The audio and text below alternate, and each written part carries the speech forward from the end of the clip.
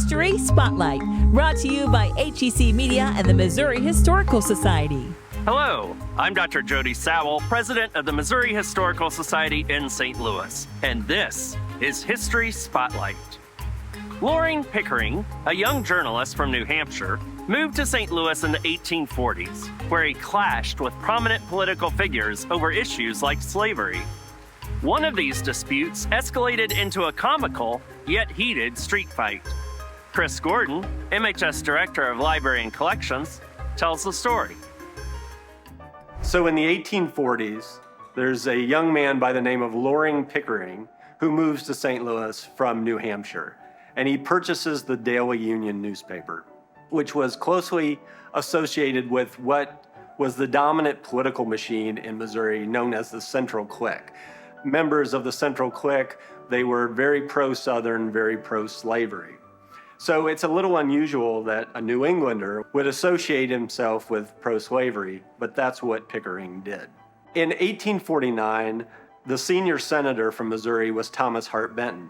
Benton was very concerned that the slavery issue, that is, those who wanted to spread slavery even further west into the Western territories, that was going to hurt the economic environment of the American West. And so even though Benton was a slave owner himself, he basically switches sides. And because of this, the Central Clique goes after him.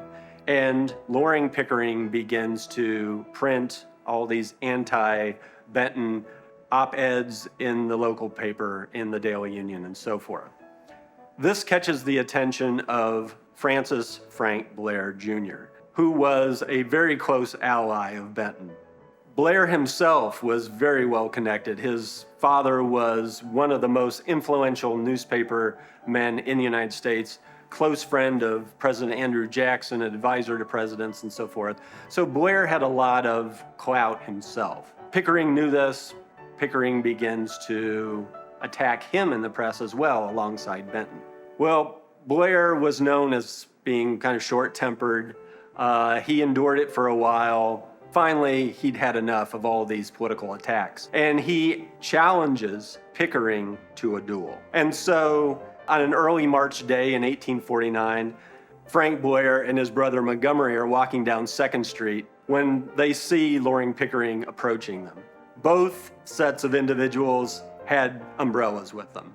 And as Pickering is passing, Blair tried to push him or jostle him out into the street. Pickering stumbles back several steps, and then Blair takes his umbrella and jabs Pickering in the face. At this point, both men raised their umbrellas and began pummeling each other in the street while all these spectators are watching these two grown men have a duel with their umbrellas. Finally, Montgomery Blair, Frank's brother, steps in, pulls them apart, and they go on their way.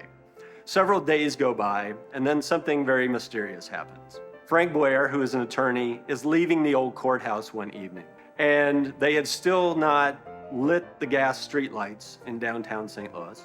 He's walking down the courthouse steps when suddenly a figure steps out from one of the columns and fires 2 shots at him. Blair turns around, pulls out his own gun, fires back, but the individual has raced away into the dark. But Blair is convinced that it is Pickering. He takes this to the authorities, who take it to a grand jury, but ultimately the prosecutors determine they cannot prosecute Pickering, and he is free to go. Pickering almost immediately sells the newspaper. He leaves St. Louis and he goes out to the gold fields of California, where he became a very prominent citizen of San Francisco, even ran for mayor of San Francisco at one point. Frank Blair goes on to have a very large role in St. Louis history. In 1856, he's elected to Congress. Then Blair was very involved in the Civil War and then post-Civil War politics. And today, if you want to see Frank Blair, all you have to do is go to the corner of Lindell and Kings Highway, and his statue stands there looking over Forest Park.